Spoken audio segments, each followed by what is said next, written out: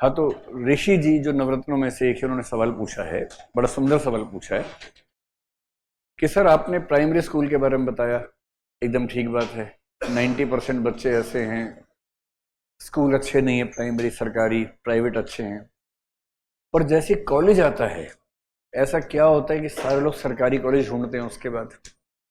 वहां ये क्यों नहीं होता कि प्राइवेट कॉलेज में जाना है, जबकि स्कूल में ऐसा होता है? इसकी वजह यह है कि स्कूल के कंपैरिजन में कॉलेज को रन करना बहुत मुश्किल काम है, और यूनिवर्सिटी और मुश्किल काम है। हम सरकारी कॉलेज क्यों प्रेफर करते हैं, उसके दो रीजन हैं। Number one, in India so far we do not have a private university act in the centre. Centre में प्राइवेट यूनिवर्सिटी का एक्ट आज तक नहीं बना है, इसलिए सेंटर ने जिन प्राइवेट इंस्टीट्यूशंस को रिकॉग्नाइज किया उनको डीम्ड यूनिवर्सिटी कहते हैं, या deemed to be university, like Ashoka university, some more institutes as well। अगर शुरू से प्राइवेट यूनिवर्सिटीज का प्रोविजन होता तो हो सकता है कि आज हायर एजुकेशन में वैसा आप देख रहे होते। For example, Ashoka university is a private university, और वो लोग इंडियन आईवी लीग की बात करते हैं आजकल। To the best I know some of the members of that university. In humanities they are doing the best work than any other university in India, पर उनको अफोर्ड करना बहुत मुश्किल है। अगर वो अफोर्डेबल हो जाए तो कोई भी बच्चा चाहेगा कि वहीं जाके पढ़े। ठीक, आईएसबी एक प्राइवेट इंस्टीट्यूशन है, वहां जाने को सब तरसते हैं। तो हायर एजुकेशन में क्या होता है कि हम जाते हैं कॉलेज में दो वजहों से। एक, हमें एक डिग्री चाहिए होती है, and the truth is in higher education most of the things you learn on the job, not in the college. So basically you need to have a degree, and degree can be easily afforded in a government institution as compared to private ones. And because private universities could not start at the time of the independence of India, so right now there is a huge gap between the government institutions and the private ones.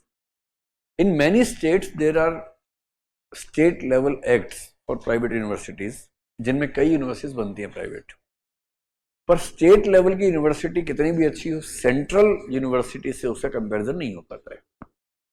So you can not compare.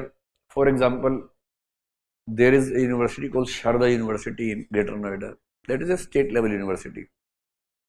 वो कितनी भी अच्छी होगी, DU और JNU से compare नहीं कर पाएंगे आप उसको, क्योंकि स्टेटस, सेंट्रल यूनिवर्सिटी का स्टेटस ज्यादा बड़ा होता है। सो आई बिलीव अगर आपको इंडिया में एजुकेशन ठीक करनी है, higher education, the government must enact a law at the central level for private universities, regulate करना चाहिए। 10-20 साल होते होते you will find at least tens of universities which will be working better than government institutions। वो भी तो आ रही है ना, अब तो आ ही रही है, वो भी आएंगे। तो फॉरेन वाले हैं, यहाँ वाले भी कर लेंगे, ऐसा क्या उसमें, कर लेंगे। I went to Yale university few days back. मैं अभी अमेरिका गया था 1-2-3 महीने पहले। पता नहीं क्यों मुझे 2-3 यूनिवर्सिटी ने बुलाया कि आप आगे भाषण दो हमें।